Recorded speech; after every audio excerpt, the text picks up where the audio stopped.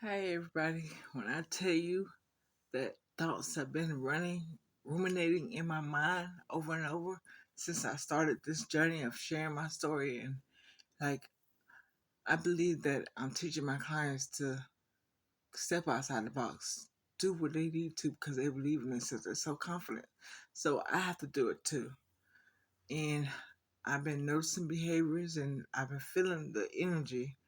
So it's been in my mind back and forth, like what should I do? How should I say things? Because listen, if you're in my story, you're a part of my story. I thank you for being who you are, because you helped me be who I am today.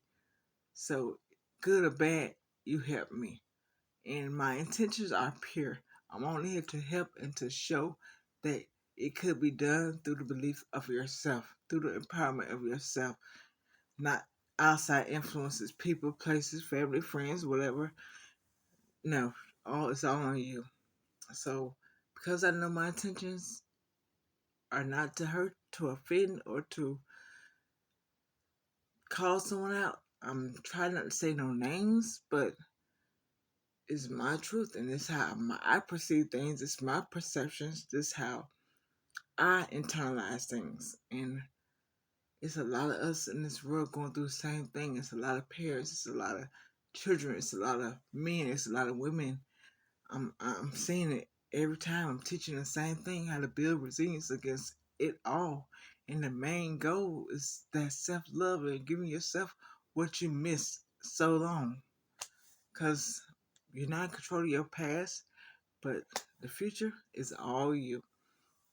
Okay, with that being said, let's start off with my daughter. No, I'm gonna start with premonitions. I used to always have premonitions. I used to have visions, and I didn't understand it, but like that was the start. So the premonitions, the visions, and then like okay, 2007, I started as a correction officer, and this was a demanding job. I was pregnant, I was scared, and I had to tell these adult women what to do. Like I worked at a work camp. Like this little shy, quiet me. Like how could I do this? I can't tell grown women what to do and how to act. Oh my God. So my thing was like I found ways to get around having to speak up and be me. So like I felt like we all grown. I'm not gonna argue with you. I'm not gonna tell you what you did wrong. Like if I catch you, if I'm gonna do my job, I'm gonna search for lockers and stuff. But if I catch you, then you suffer a consequence, whatever kind of offense it was. You suffer consequence. But if not, we're good. I have conversation with them. I talk to them. Like I was treating them like a person. That's the main goal. I always treat people like people, no matter what they've done in life. Okay. So I was pregnant when I worked at the work camp. So I remember inmates going to get me books and help me pick baby names, and like they loved me. And I didn't know how much until after the accident, when I ran into inmates and they hugged me and they like, Miss Jones, I'll never see you again. Like they really did enjoy the person I was. And I seen that after the fact. But anyways, so my daughter. So I was afraid of being a mother. Um when I found out I was pregnant, I just started all these thoughts start coming to me like I'm not built for this, I can't do this, like, oh my gosh, like what am I gonna do? And then it's like who the father was. I'm like, oh gosh, we're not there. We're not in that good space right now. So like, how can I do this? I was afraid. And someone just told me, that's a part of you too. This child is a part of you too. So, and that was when it came to that. But the other part of me being scared, it's like that they empower me that I can do what's best for her. I can be that person she needs. So things was in order, like I say. So jump forward. I'm pregnant with her about 9 months. Um, I run into interaction with her father, and then I I clicked because I put my all into him. Like I felt like he was my all. Like he don't want really love me because I felt like family, friends, nobody really loved me except for him. So when you put your all into one thing, when you lose that or don't have that, or when something come between that, you feel lost. Like who am I? Who am I? And that wasn't the first time he left me. The first time it was like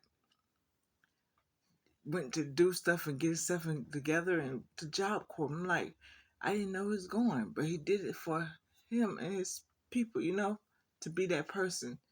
And like so I right then I'm like, okay, well we not really like that if he didn't tell me and talk to me first. So that was one first sign that okay, he don't feel like I feel like him, but it was that, but not really. So going forward, we started, I was hurt, he was hurt. We're just two people hurting each other, and we didn't know what we were doing. We were just learning. But he taught me what a real man was, cause like when I did things in the kitchen, like cook and clean stuff, he'd get right up and help me. Like never had to take the garbage out, do this, do that. No, real man material. Okay, so I started working at the prison. I had all that going, and then um disability insurance. I was 22. I said yes to disability insurance. Why? Because I'm thinking I had 3 knee surgeries so far. 3 knee surgeries. So I need disability insurance because in case I hurt myself again. So boom, that was the first. That was in order right there. That was the plan. It was getting lined up. Then, okay, then I was a week overdue. So I was going to be induced. And nobody really know my story. No, none of my family even know my story. But whew, it's a lot. So I was a week induced. I was a week overdue, and I was induced. I skipped.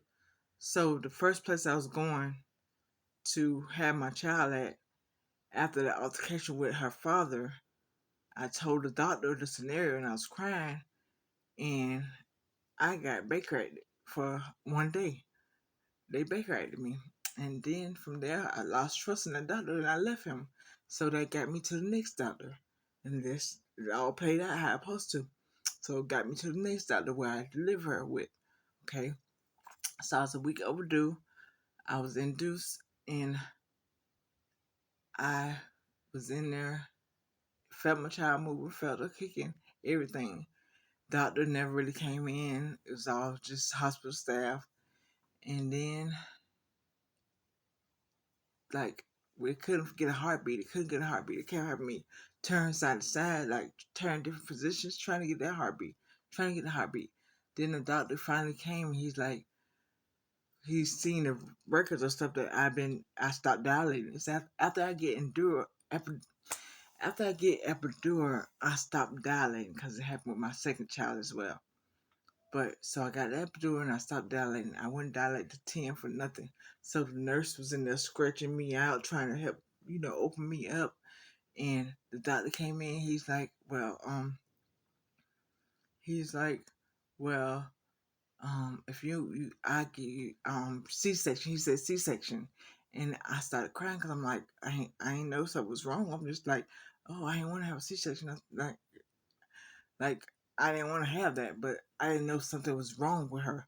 So the thing is not telling me that I'm gonna have a C-section, but actually taking her if you see something is wrong.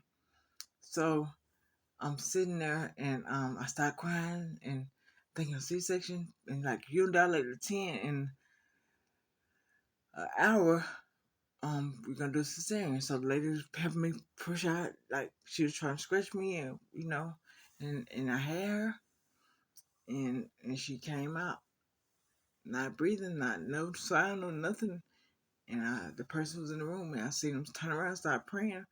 I was like, oh my gosh, like what the world happened? Like, and that was the start of my plan, the whole plan coming to fruition. That was the start. So I had to go now, y'all. I had to go. I'll be back, though. I'll be back.